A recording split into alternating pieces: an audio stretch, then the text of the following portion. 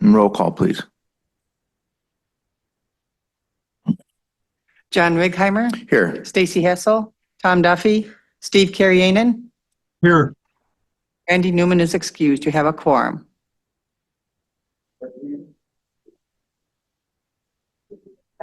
Of the United States of America and to the republic for which it stands, one nation, under God, with liberty and justice for all. Certification of compliance. This meeting has been noticed to the news media and public as required by section 19.84 of the Wisconsin statutes. All right, the meeting agenda is set. No public comments. Linda Zellmer.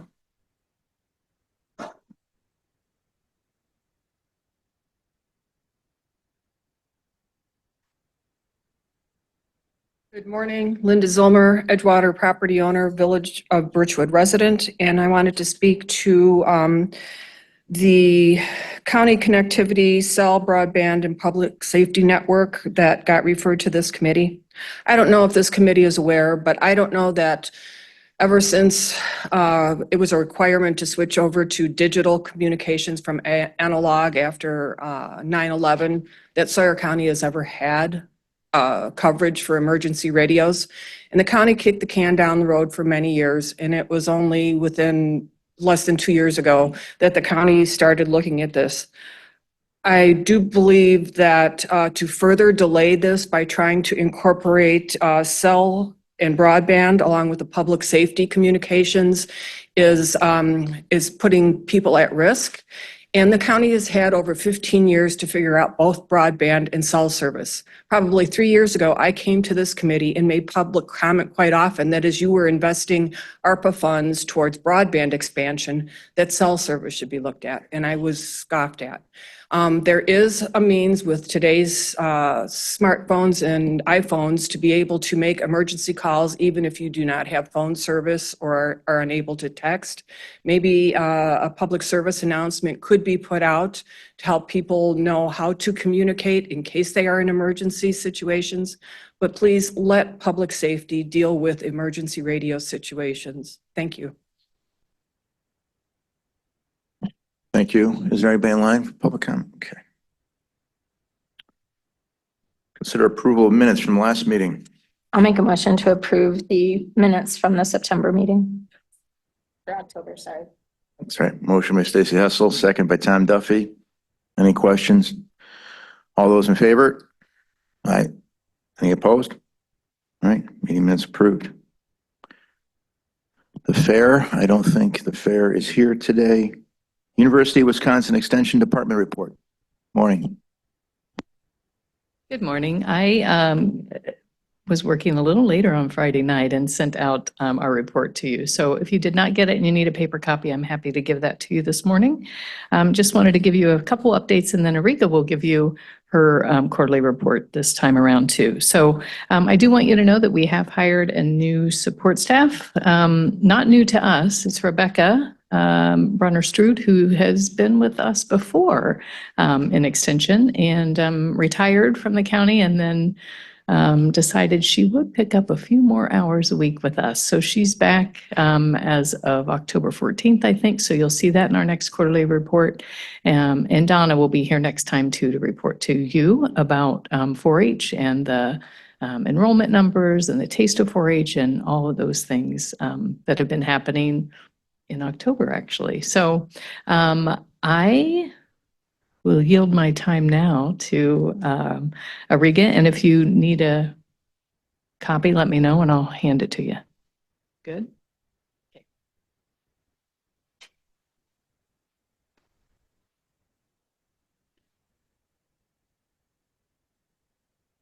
Good morning. I just wanted to give you a couple of updates. I had been working for the past few months. So we did complete the Clean Sweep program, which was held on September 25th. And Health and Human Services Department graciously helped. They actually held the event. I was away at the time, so that was very, very helpful for them to step in I think they had three staff available on the site. There was police department, there was pharmacists. We don't have the data from how much hazardous waste was collected yet, because Northwest Regional Planning Commission usually gives us numbers maybe 4 or 5 months later. It takes a while to measure everything and weigh and get us a report. But we had almost 200 cars participating in the event. This is the highest I have seen in the past 11 years. We've done this during my time. And they had 96 pounds, 8 ounces of medication collected on the site. Out of that was 65 pounds non-controlled and 31-pound controlled substance. 31-pound controlled substance, that's a lot. And then 80 pounds they collected of collection of sharps. Sharp collection doesn't happen in Northwest region. Surrey County is the only one that offers that. Health and Human Services stepped in some years ago. They've been doing this for 3 years in partnership with this program, because over the years there were a lot of requests from people asking for sharp collections, and now this is a wonderful partnership, helps the community to get that stuff out. We've heard like horror stories before. People would bury them in their yards, they all sorts of stuff. So this helps them get that stuff out of the house. And we're hoping to expand somehow, look for additional partnerships. There's a lot of electronics that we get questions on how to dispose of electronics. If there is a business company that would like to be that day on site and collect electronics, that's something we keep on the radar. And among other wastes that we get, phone calls, people have stuff like they call mattresses, and usually this happens when the event kicks in, the event date comes closer. People call with a lot of weird questions, but that kind of helps them get that stuff out of the house. In terms of hazardous waste, this program has been offered in the county since 1990, which is wonderful. We always hear positive feedback, and a lot of thanks to the county board for having this opportunity for the residents of Surrey County. So this is about the clean sweep, if you guys have any questions. And also we completed strategic plan with Economic Development Corporation. That was a 2-year plan. I don't know if it was accepted officially by their board, but typically that needs to be approved by the board. And once it's approved, it's passed. Usually I don't need to make any amendments or edits on my side, so on my part. So we'll just keep an eye on that official approval from their board. I also participated in the Wisconsin Public Child Welfare Conference. This was a 400-member conference held in Wisconsin Dells that would bring all counties together with public servants in this field to learn about just its professional development. And we offered, as part of UW Extension with colleagues, we have a team in the state, we offer grant writing training.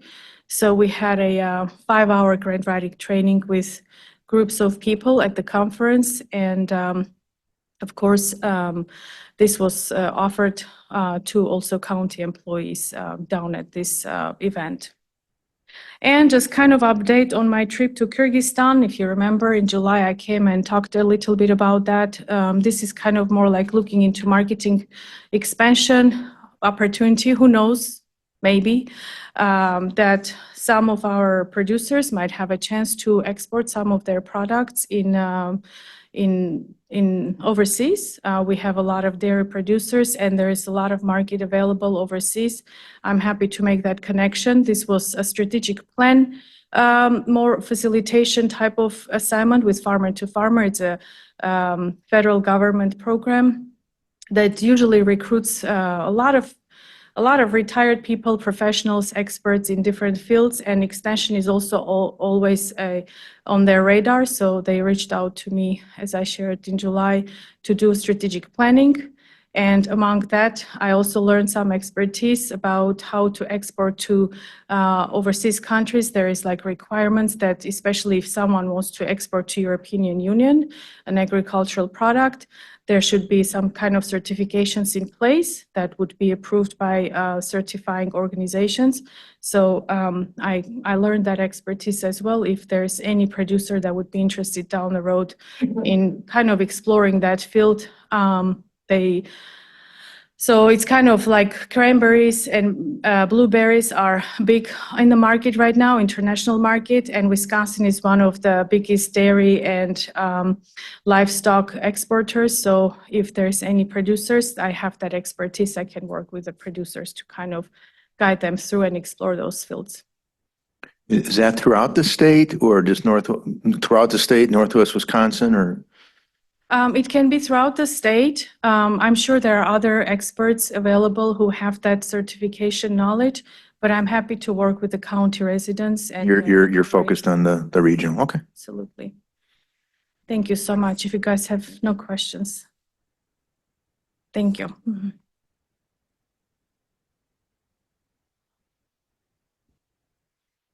Northwest Regional Planning? No show? Oh, please, getting ahead of myself, sorry. Hayward Lakes Visitors Convention Bureau. Shane Good Murphy. morning, Mindy Simons, Executive Director, Hayward Lakes. So we've got the vacation guide put to bed now. It's at the printer. So it's time to dig into some of our analytics a little bit better. Found some really interesting things as we looked at data between July 1st of 2023 through the present. So basically our previous fiscal year plus the first 3 months of this year. Some of these trends I plan to focus on as we move forward this year with our marketing strategy. Organic Google searches, which is basically just people Googling Hayward, Wisconsin, or Northwest Wisconsin, Hayward, and their surrounding regions were up 26% from June to October year over year, with things to do in Hayward increasing by 169%. So those are some big jumps for organic Google searches. Based on our vacation guide requests and website traffic, we've found that actually Chicago has 2 to 3 times more travelers that are interested in Hayward than the Twin Cities. So this is a shift in thinking from what maybe our previous marketing strategies have been. I think that the number of Minnesota license plates that we see in town over the summer is starting to equate maybe more to second homeowners rather than visitors coming for resort visits and things like that. And actually, in looking back, our last 3 vacation guide cover contest winners all came from Illinois. So these are people who are engaged on our website, reading our vacation guide, taking pictures while they're here on vacation. So this is good because this gives us an idea of where we need to focus some additional advertising dollars. Another great thing is that outdoor related content, activities, ATV and UTV information, outdoor reports, etc., saw a traffic increase of 241.5% this past year. And more specifically on the ATV trail map page, that increased 492%. The ATV trail information page is up 604%. I think this is just a testament to the increase in ATV recreation, ATV tourism in the area, and should be really counted as a testament to passing the opening of county roads and making our trail system more accessible. The website numbers, traffic again, mostly from Chicago, the Twin Cities, and then we had a little outlier from Dallas, Texas. It was a little bit of a surprise, but Dallas actually delivered some legitimate website traffic steadily with a trending increase of traffic in June of 2024. It might be worth investigating further. However, in terms of influencing our marketing strategy, we're going to just look at this as a bit of an outlier. We hope that Hayward's a popular destination among Texans, but we don't believe it's warranted any spending activity. So moving forward, opportunities to gain traction in major markets like Chicago, Twin Cities, Milwaukee, and Madison will consist of brand strategy that's consistent, coordinated, and we're really looking to add campaigns that we can measure their performance. We're going to start transitioning away from a lot of print advertising because print, you cannot measure your return on your investment. So more of the digital placements, Google ads, YouTube ads, things like that. So I'll keep you informed of our efforts as we move forward throughout the year, and we'll take any questions. That's great news on the ATV, and I would agree. It's, from the opening of the roads. Is there, I've probably asked this before, how tightly can we tie the traffic and how it's, we obviously the business has to go somewhere. So businesses are benefiting by that. So how do we track to understand by how much they're benefiting or not benefiting? And maybe because there are still some businesses that don't have the luxury of the county roads being open.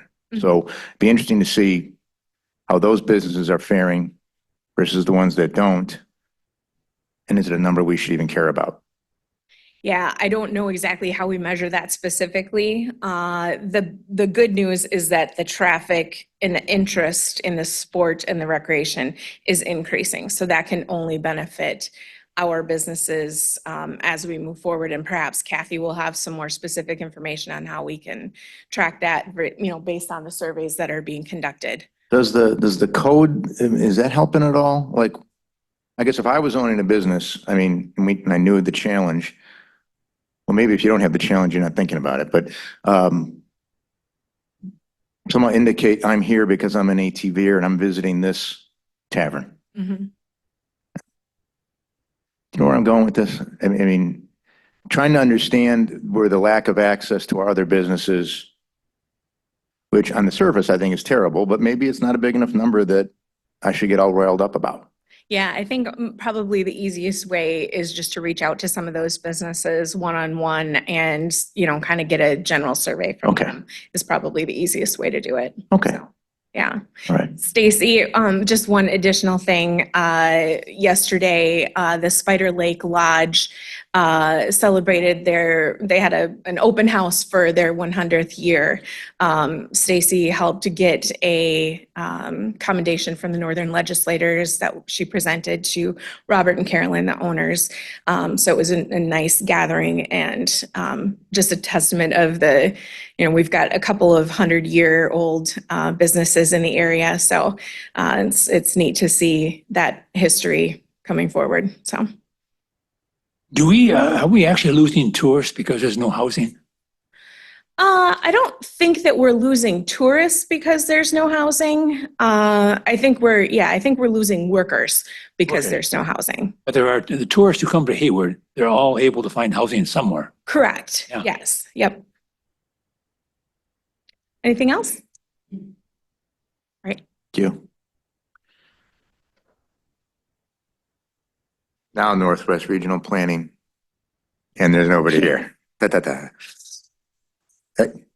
So, but they will have a report next month because Sheldon told me that he would have a report. That's awesome.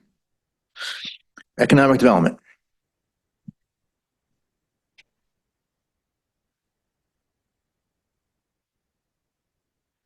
All right. Good morning. Adam Lamori, Sawyer County LCO EDC. Oh, so sorry I didn't get you my list, but I did forward a few flyers of upcoming activities that we have going on. Our business incubator is very busy, almost exceeding the amount of hours we have. So I'm working closely with WIBIC, which is Wisconsin Women's Business Initiative Corporation, and WAHIDIC, which is Wisconsin Indigenous Housing and EDC. That's a long one. And what we're doing is we're just trying to pool our resources to give Sawyer County residents as much access to technical assistance as we possibly can. Combined with that, A couple weeks ago, I applied for a small business development grant through WIDA. And so that grant is basically going to give us, if accepted, more hours for technical assistance, some marketing money, and a little bit of competition money, business plan writing competition. So waiting to hear back on that. But that was a competitive grant. Oh, sorry, I thought I heard someone. Coming up this week, November 6th, we have a ESOP, employee stock ownership plan, excuse me, presentation from 11 to 1 at Anglers. So anyone can register using the code and attend. And Franson Bank and the Sawyer County LCO EDC are sponsoring that event. This is an opportunity for some businesses that are looking to possibly exit the market. It might be a way for them to sell their business in a unique offering. And we do have a couple businesses in Sawyer County that are under the ESOP plan. So that's one opportunity. November 11th and 12th is another great opportunity. It's a profit mastery class, learning how to read financial statements to help your business succeed. I believe I have a couple openings left. It's only open to 8 people, and it's going to be held at the Hayward Chamber of Commerce. And those are all day, and those are free class. That's a free class. Okay. So that's November 11th and 12th. And then on January 8th, the Entrepreneurship Fund will be offering, as well as the EDC, a non-traditional financing forum. What we're looking at is different ways to access money to start a business in Sawyer County. And so there's many opportunities out there that help people that might not have the normal capital to get some money to start a business. And so we're trying to bring local banks together. We're trying to bring as many people that are looking for financing to the Flat Creek Eatery on January 8th, and the times are still to be determined. So that's kind of the docket for educational offerings here in this next month.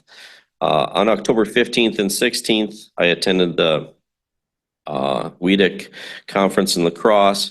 Well, we have a lot of talk about artificial intelligence. It's just taking over the world. And the interesting part about this is I understand a little bit about artificial intelligence, but how businesses are integrating artificial intelligence to actually save money, make themselves more efficient, but at the same time, they're actually not losing workers. They're just using the workers they have to be more efficient and increase productivity. So it was interesting to hear the examples on that.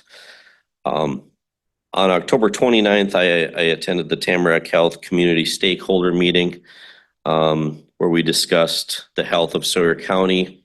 And we were in diverse groups to discuss how can we better assist Sawyer County residents. I think it was a very good discussion, hearing from people from different parts of the county and how we can communicate basically better with our residents so they know what services are offered. I know I learned a lot there at that.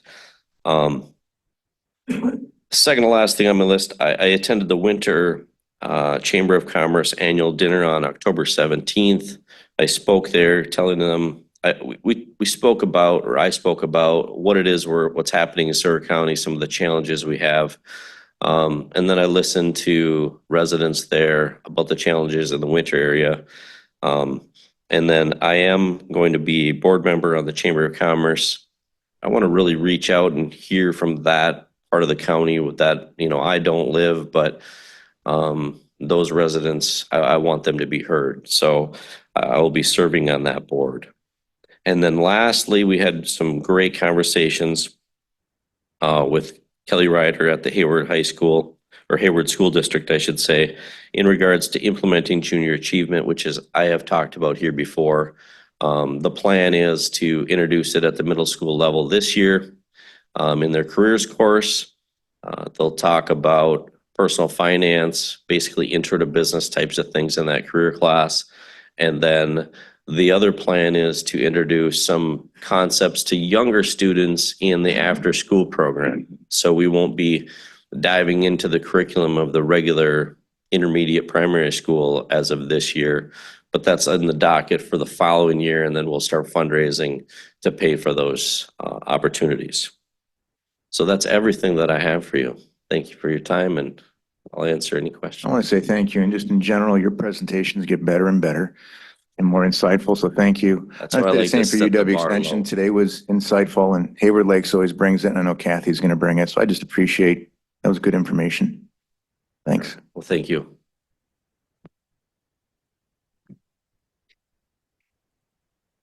Library is not today, though. There's a written report for that, I think. Motorized trail and non-motorized trail report. First, we'll start with motorized.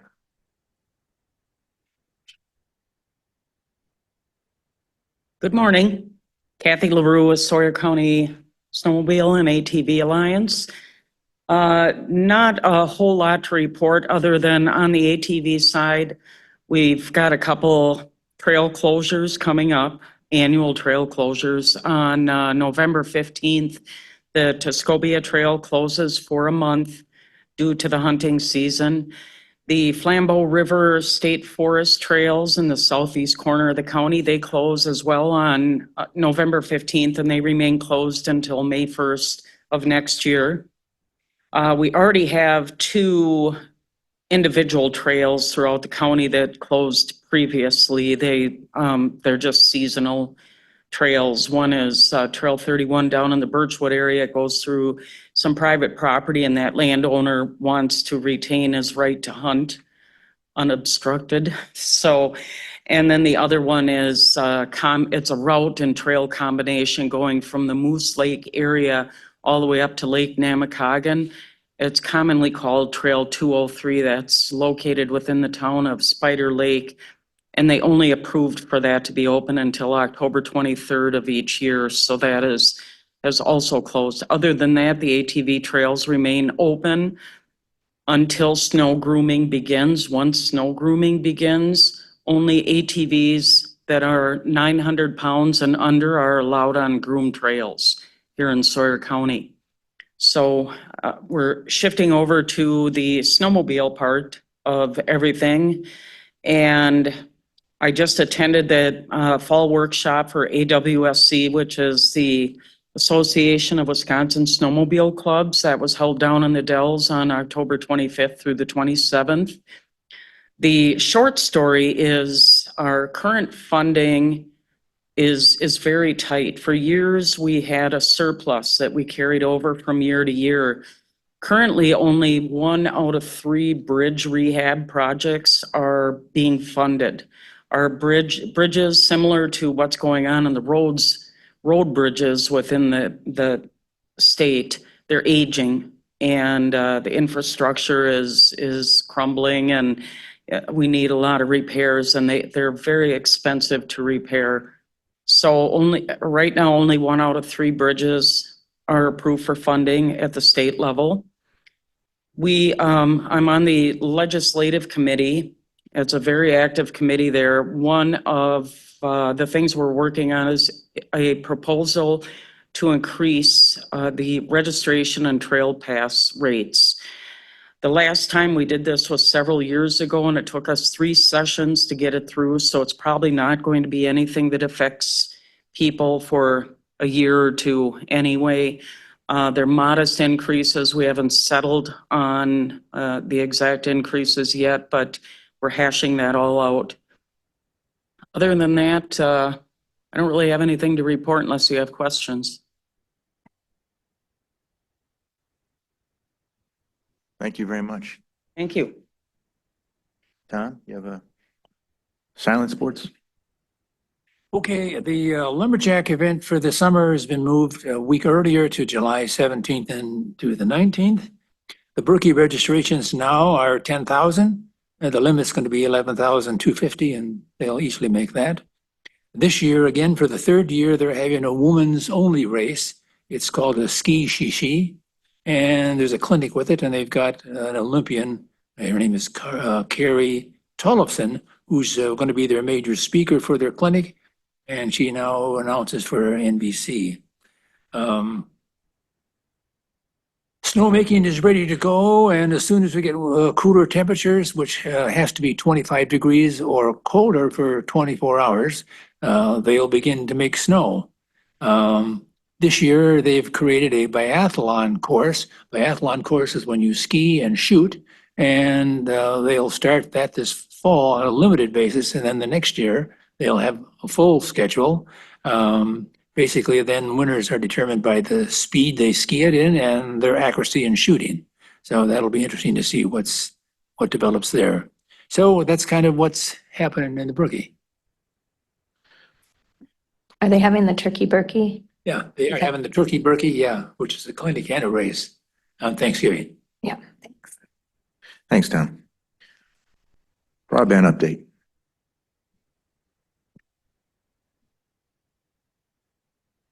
We do not have any BEAD projects to endorse today. I'm just going to share this recently released update. Still working with the providers. They've been waiting for the list of project units to come out that they can apply for. And what the project units are basically blocks within the county. And this is the most recent map that the PSC put out just last week. This is not finalized though. This is still waiting for federal approval. So until that happens, the providers aren't able to say this is the areas that they plan to submit funding for. So initially this was supposed to be out into September so that they could start coming in for endorsements in October because the applications were going to be due in mid-December. Everything's pushed back. It's more than a month behind. But each of these colored polygrams on here, they're individual polygrams that make up a block.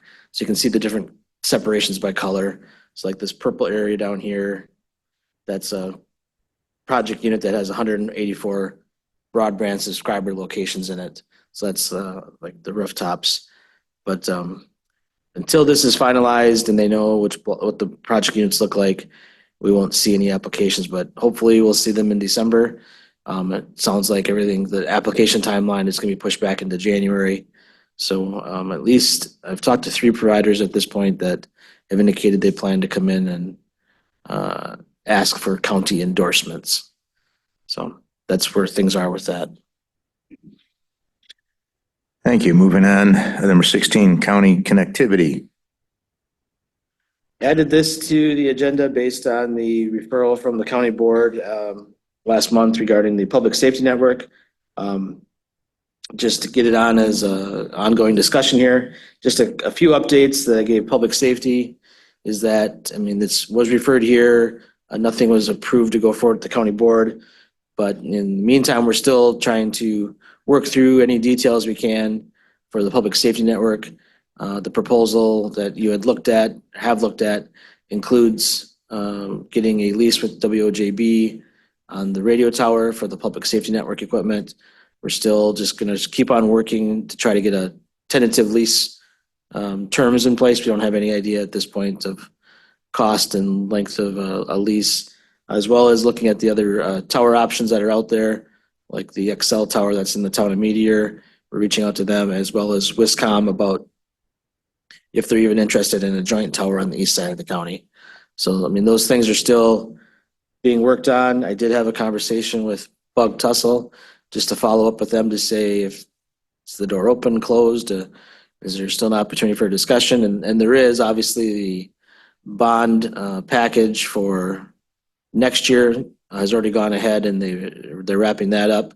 So we'd have to wait till next year if we wanted to be a part of the bond. But in the interim, are there things we could do? And they did have some tower sites that they already had in the county. Could those be available to us to do something on an interim basis until the county decides whether or not they want to sign on to the bigger project? They're going to check into that for us, but they'll be back, I think, in December if we want to. Back to, if we want to, this board or to full county? either one, or just to kind of restart a full discussion on. So that would be December. Is Bug Tussle the only carrier that is, that we can approach, or it seems like they are, but They're the only one that I'm aware of that has a package or proposal. for government, Yeah, like, they'll come in and like turnkey. turnkey, I mean, right? is there other partnerships out there potentially? Like I've talked to the company that's working with the city or potentially working with the city on replacing the water tower. And, they're in that business that if we were to put up our own towers, they could help us market them to other broadband companies, but most likely cell phone companies to lease space on our towers for us. But that's different than like the bug tussle thing, Yeah. right? Because that's more us being in the business, outsourcing a portion. Yeah, I think Bug Tussle is more of a, like when I say turnkey, they'll come in, their package of, building towers, giving us space, and then selling their own services to cell phone providers, their own broadband service. I'm not aware of any other companies that, We'd have less involvement in that one. right. Right, okay. So if we did reengage, I think we should reengage Bug Tussle. But so we're talking a year before the fastest that would come on? No, potential, well, Could be Even if- some could be done before that? yeah, the potential, there's maybe some interim steps with existing towers that. Is that a way to satisfy the EMS portion? Yes, Okay, Yeah. so we could start with the EMS with a semi-commitment or commitment to go the full route in a year from now. that's, start that's, that. that's what I asked if they would consider. Okay. Because we knew they had a couple tower sites already that they either, Okay, they already own and are out existing, or they've already permitted. okay, And I said, well, is there potential that we could get on those towers with their public safety network, yeah, working towards, if the county wants to consider the original proposal we had from them, Right. 16 million was 7 towers, fiber loop, and then they would lease those to cell phone companies and broadband, like as a second step. okay, And if the first step for us is to get on the existing towers with our right, public safety equipment. correct, okay. So, we'll have, the next step is to have them talk with us again in December, is that it? Okay. If you'd like them to be back in December and talk to I the, think so, what do you all think? It's hard to believe that there's no other companies besides Bug Tussle, and there's got to be other counties that are geographically as big as we are that have the same friggin' problem, or not. I mean, At least I the- think that our problem should be unique, but apparently it is. yeah, I mean, other counties have gone different routes of not putting these into one project. There are companies you could you could help underwrite. Like if you wanted to have more cell phone service, you could go out to market to tower providers and say, we'll underwrite the cost of the towers and the cell phone leases. And then there are other counties that have just gone the public safety network and go build their own network or lease space on towers to put up their public safety equipment. So they've taken a strong stance. Other counties like Taylor County did their own, so they own all their fiber network. I mean, there's counties that have taken strong stances. In my opinion, I don't feel like we have taken a strong stance. I mean, I think that our priority should be the safety of everyone. And so what does that mean? And what do? We keep waiting for the PSC to give us the maps. We keep, it's like, it is a process. I understand that. But if the providers aren't providing, I think we owe it to our constituents to provide that service. So I think if we can get a firm plan on what our stance is as a county, I think that would be appreciated by everybody, the law enforcement and the civilians. Well said. That's a good example, actually. There's a county that took a strong stance without even, they didn't start out using it for public safety. I think they are now. But like Taylor County just decided, they bonded 4 or 5 years ago, I think, $12 million to build their own fiber ring throughout the whole county. And then they brought in providers that use that fiber network, and Bug Tussle is one of them, to sell broadband to the consumers. But the county underwrote the cost of the fiber throughout the whole county. They didn't underwrite it, they paid for it. Well, we've kind of decided we don't want to build the towers ourselves. That's kind of, I think, agreed. I don't know if there's a. Not everybody. But I mean, is there anybody who's really arguing that we should build the towers ourselves? I mean, I haven't heard someone argue that. Maybe they have. No, not build ourselves, but I think it's the EMS solo or EMS plus Yeah, the yeah. rest of the yeah. county is That's the question, yeah. We do have, that's the proposal we had started with was, and that's what I'll call the Gen Con proposal, is there are some sites we continue to lease, but there are 2 to 3 sites we would contract with somebody to build towers, but we would own them. We would maintain them, and they would have our public safety equipment on them. And so there is an option for us to own and operate some of our own towers. And if we did that, how is the market for leasing it out to other people to use? There's potential. It depends on where it is and if there's already other towers in that area. But there are companies, like we have 2 towers currently on county land that we have leases for. We lease the land to the companies that own the towers. One is at the Radisson Highway Shop, and the other one is on the Tower Road south of Hayward. So we leased, that company came in, built the tower, they lease it to providers. There are companies like that if we built our towers, we could contract with them to broker the space in our towers to other uses.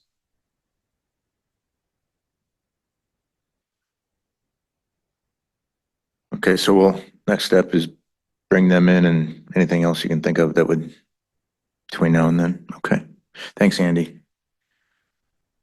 Historical Society.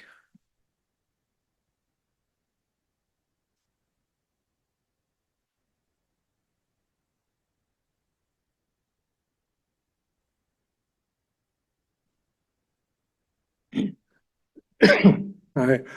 We're now in our slow time of year. We're closed November and December, except by appointment. You can always come in that way. Starting in January, and we go on our winter hours, which is Thursdays from 10 to 2. We did just complete trunk or treat, and think I'm still cold. Seems to always be miserable that night. Our last speaker was very interesting. Jim Anderson from Cable. When he started running Grandma's Marathon several years and then decided that he asked, talking to someone and said it'd be interesting to run a marathon in all 50 states. And the person said, well, yeah, but you're too old. So he has now run a marathon in all 50 states and on every continent except for Antarctic. So when somebody tells you you're too old, that kind of pushes you. But he's got to be in his 70s now. He was like 31 when he started, or 32 when he started running. He's younger than us, but for running marathons, he's getting up there, either late 60s or early 70s. And his book he wrote, he's got history of all the areas where the marathons are that he ran, which is what makes it interesting.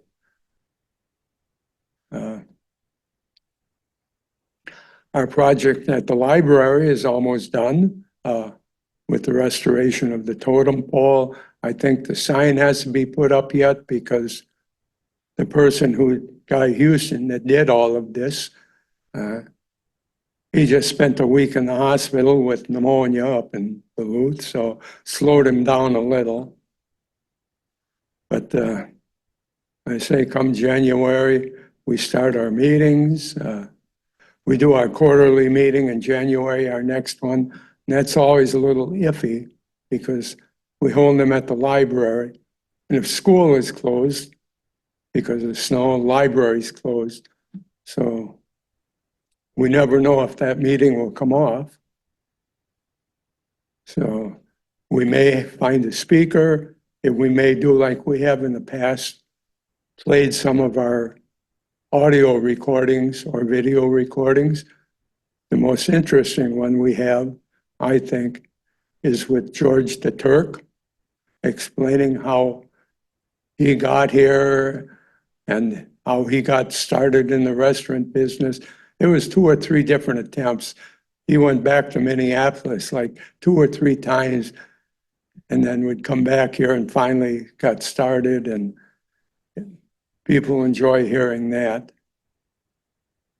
And we have these audio and video recordings with at least 50 people, you know, Jim Mustache and a lot of, you know, people like that, a lot of Native Americans. And they go back, some of the audio recordings go back probably to the 70s. So, and they're available for people to hear anytime at the museum or to see. There's a little monitor there, they can watch them. So if you're interested in something like that, just stop in.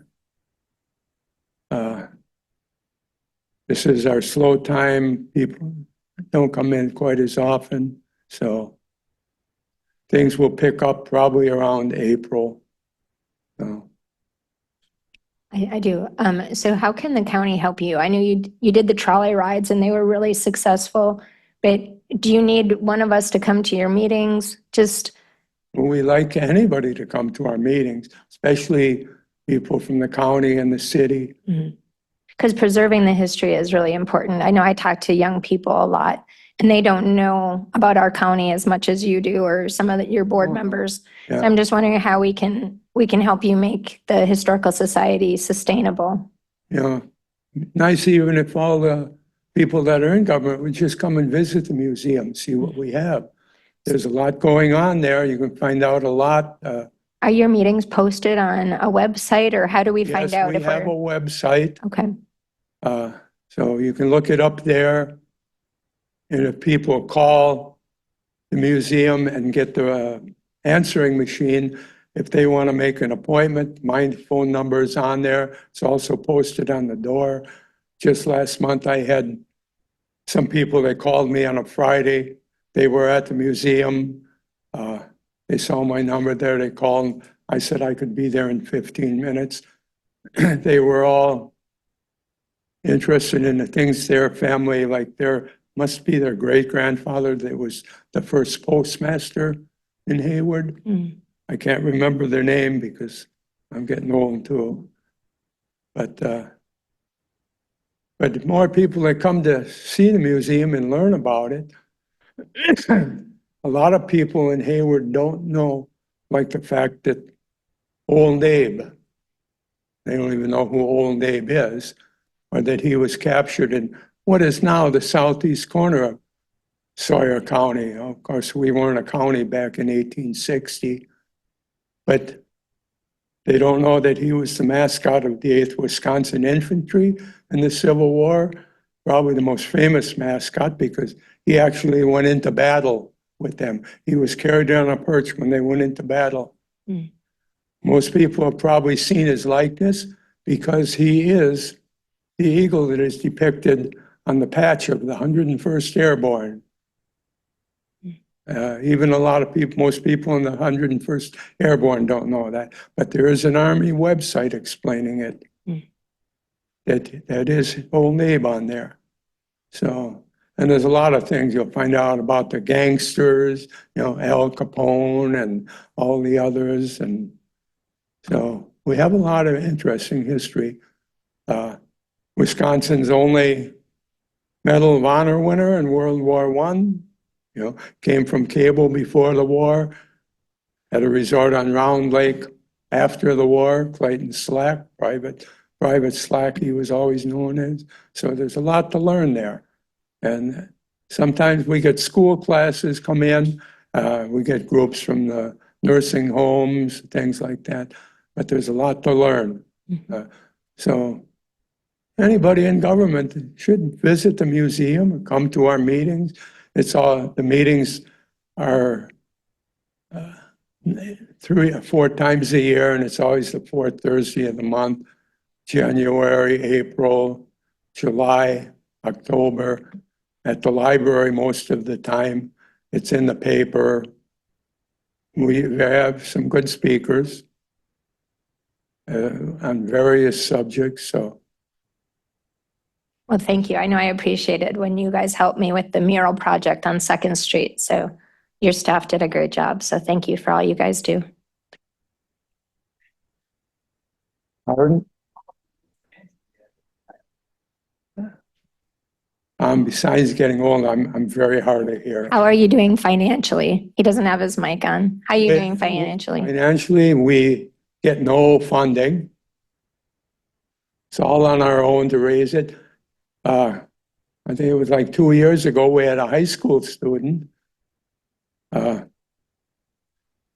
did a fundraiser for us, raised $26,000. Not bad for a high school kid. And we get some other donations that come in. We have dues, but they bring in very little. We have senior dues are only $6 a year. Other normal younger people are $10 a year. That brings a little. During the Lumberjack show, we park cars. We take donations. We don't charge admission, because we want to make it available to anyone that can come in, especially with a family and children. So we do accept donations, but never charge, or we don't ask for donations when people come in. Well, do you own your building there? Is the mortgage on it, or how are you able to? Well, just on what we bring in, the buildings were all donated. It's the old ranger station that was given to us. We paid to have it moved there, put a basement under it, and a foundation under the bunkhouse that came from across the street. Someone bought that when they had auctioned off all of Tony's stuff and donated it to us. We paid to have that moved over. So our monthly bills and things are just paid by money we raise. We did have one person a few years ago, we have no idea who he was. He lived, I think, in Eau Claire. And we saw in our guest book that he was there many years ago with Tony Wise. He left us, what did he leave us, like $30,000 or $40,000. So we invest, have some of it, most of it invested to try to, keep making a little money and pay the bills. Doing better than a lot of groups your size. So good work. Thank you. Thank you. Any board appointed committee updates? I attended yesterday's 100-year for the Hayward Lakes at the Spider Lake Lodge. It was gorgeous. If you guys ever need a retreat place. Do you have it fish fry there? No, they don't have food. It's a lodge. It's an old fashioned lodge. So you get food if you stay overnight. So it's not like a normal, like a Lost Land Lake Lodge. It's not like that. How many people, this look like a convention like? It will hold, I think, 30 people. They set up to 30 30. people. But Okay, they and renovated it. The owners They would renovated give it. food for the 30? I think you'd have to bring it You in. I bring don't it know. separately, okay. That's not, I don't know about that. I just know that they hold up to 30 people, but they have a kitchen, so they do breakfast, but only for the people that are staying there. But it was just an interesting take on history. So just piggybacking off of your report, the history of our area, and then all the people that were there that had worked there and had stories to tell, or their parents had come there. But the lodge was in disrepair, and the owners that bought it, they renovated it, and then they got it classified as a historical marker because in their renovations they kept with all of the codes. But it is a phenomenal piece of Hayward history that if you get a chance to even visit it, I'm sure that they would let you just look around. But Yeah, it looked great on the pictures. Steve, do you have anything? Thank you, John. Yeah, just a couple things. Northwest Wisconsin SEP, there's nothing new there, but Indian Head Community Action Agency, a couple things. About 2 weeks ago, they had a problem with someone hacked into their phone and computer system, apparently, and tried to steal a little money. Basically, it was $140,000 that was set to be transferred to a bank in North Carolina. Apparently, an actor or actors unknown had been digging into their systems for some time and were able to figure out how to transfer money from a money market account in a Ladysmith bank to a North Carolina bank with some phony documents as backup for the transaction. The bank in North Carolina, someone there figured something didn't look right and, basically contacted the Ladysmith bank, and now the FBI is looking into the thing, but it was a close call nonetheless. Other items, Hayward Head Start was temporarily closed because of I guess you'd call it a spanking issue or a corporal punishment issue for a young person by one of the folks at the Head Start. So they had to close for a short time just to figure out exactly what happened, why it happened, and deal with it. And last of all, on November 18th, our board has a training day set for a whole number of issues. So looking forward to that. Thanks, Steve. Thank you. Any future agenda items? None? These are kind of redundant, the 18 and 20, but correspondence reports and conferences. Andy? Just wanted to mention two things. Northwest Regional Planning Commission semi-annual meeting is December 4th at 9:30 here in Hayward at Flat Creek. If anybody's interested in that, I can get you an RSVP. And then also, we have some correspondence from the Heart of the North Legislative Days. They are looking for, obviously additional people to be a part of that effort. So when they go to Madison, they have a good sized contingent. I know Stacy's been involved with that or still involved with that, and the EDC and the chamber. But any board members or otherwise that are interested in being a part of legislative days, let me know and I can forward you that as well. They're looking at taking their trip to Madison in March. They've pushed it back a little bit, but what that is a 4-county, Russ, Sawyer, Barron, and Washburn counties. Those county government, our highway commissioners are involved with that, our public health, those other organizations throughout the counties. They put together a legislative agenda of the things that are important to us, and then go to Madison and meet with the legislators and departments and advocate for those things. So, Meeting adjourned. Thank you, everyone.